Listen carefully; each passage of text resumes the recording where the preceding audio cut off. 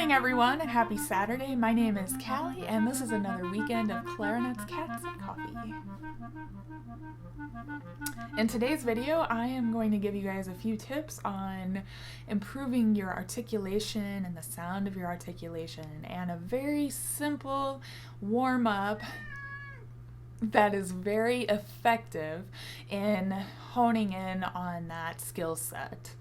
Before we do that though, I just want to update you guys on Camille. She's actually right here next to me. Do you want to get in my lap? Okay, she just wants to look at me right now. That's fine. She had started breathing heavily for a couple of weeks, and so I decided to bring her into the vet before anything got weird, and we found out that she not only has heart disease but was in congestive heart failure, and so right now we are treating her for that and trying to, minimize any pain that she might have been experiencing. Cats are really good at hiding their problems, and so apparently Camille was the best at that, and so that was quite a surprise. But she's home now, and she's getting treated for it, and we're just gonna keep her happy and furry and cute for as long as we can until she's ready. And so you may see, there she is right there, you may see that she's a little bit thin. They did remove a lot of fluid accumulation last weekend actually, and it was kind of a lot. She's already a pretty light, pretty small kitty, so poor little girl. So don't be alarmed if you see that, and send her some well wishes, and I'll give her extra cuddles from you guys, because I know she is a big part of this channel as well. She helps so much. Now, before we get into the actual exercise, I want to let everybody know that if you're interested in joining the masterclass level on Patreon, the first one will be next week. The first coffee chat will be moved from today to 2 weeks from today, because I'm doing a clinic today, actually right now. So it will happen this month for those of you who are interested. Now, if you're not interested in all that stuff, but you want to support my channel, there's a $3 level just for my YouTube followers. Okay, so for this exercise, I just like to use a C major scale. Now you can do whatever you want. You can do chromatic, you can do whichever octave you want. I'm going to do C major scale and kind of demonstrate what I'm talking about in just a moment. But the main thing is you want to keep these 4 tips in mind whenever you're practicing this, and just really focus on these 4 things. So the first thing is you want to keep your air always flowing, always moving forward when you play. You never want to hold your breath when you breathe, and you never want to be tense or force anything to come out. You just want it to be nice and supported. So I find it very helpful to think of breathing as a very cyclical, fluid thing. So you breathe in and breathe out, right? So if you're having trouble getting a nice, deep, relaxed breath in, think of the word home. Now, if you say the word home in reverse,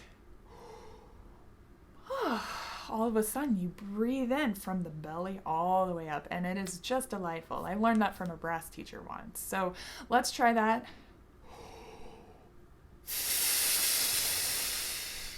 And at no point did I ever hold my breath, and it feels very relaxed and open, and I can just make some nice wind. Now, the second thing you want to make sure you do is to keep your embouchure and your jaw position very consistent while you articulate. There's so many people that when they start using their tongue, they start moving the jaw, and it's very unnatural to keep your jaw still while doing things with your tongue, right? So it makes sense that we all want to move our jaw when we articulate, but we can't do that on the clarinet because it gives us a weird twangy sound and makes us squeak, and it's just overall kind of gross, right? So you want to make sure that you keep everything consistent. So I find it really helpful to set the jaw position and the embouchure. If you're not very good at setting your jaw position, or if you're not sure where it should be, I would recommend trying to set your jaw a little bit forward so your front teeth are straight up and down or very close to straight up and down. I have a pretty big overbite, so I'm almost straight up and down. So you just move the jaw forward a little bit, kind of help open up the throat, open your mouth about a finger width, right? And then set your embouchure around that and get ready to play. It's okay, Camille, I'm not going to play yet. You get ready to play, and when you breathe in, set, and then breathe out. At no point will you hold your breath, and your embouchure will already be set for whenever you start exhaling. Right? So set your embouchure, your jaw position before you start to blow. Make it part of your breathing cycle. Now the third thing is, as part of your breathing cycle, you want to make sure that you place your tongue on the tip of the reed. So that way when you go to exhale, you just relax and you release the valve. Like your tongue, that's all it is, kind of a valve, just letting go of the air. And so in this way, you'll never have to hold your breath. You'll never have to push the air out, right? You just release it, you relax it. So you breathe in, set your embouchure, place your tongue on the reed, and then breathe out, releasing the reed at the same time. So it's all one big swoopy motion. So that brings me to the final thing that will really help you get through this articulation warm-up. Now, we're not going for speed. We're not going for any sort of weird articulation. We're going for cleanness of sound, cleanness of articulation, and very consistent playing throughout the registers of the instrument. And so this brings me to the last point.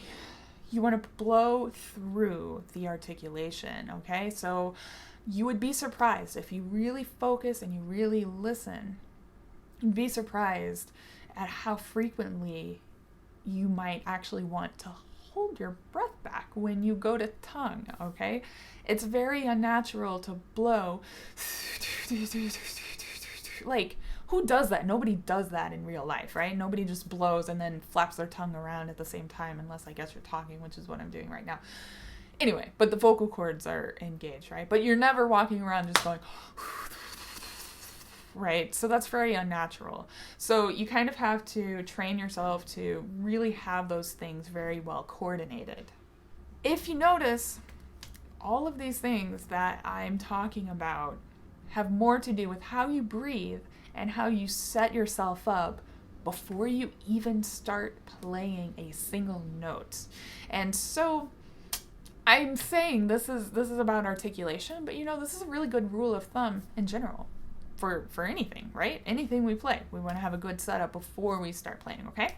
So now we are on to the actual warm-up, and the way I recommend you practice this, and I tell this to my students and basically to anyone who asks, you want to start with a beautiful tone, and then you want to hold it out a couple seconds past when you feel like you're at the peak of your tone, right? So you're going to have patience. You're going to have really listen and really be aware of the body and what's happening while you're holding these notes out, okay? So you want to be relaxed, just natural flowing breathing air, okay? So you hold the note out, you're in the center of your pitch, you hold a couple seconds longer, and then you articulate very gently quarter notes. When you're almost out of breath, then you hold out one final note to make sure that you indeed don't have any tension, okay? And so you can do this in whatever octave you want, whatever scale you want. We're going to do C major, though, because it's a great scale to do it, and everybody knows how to play C major.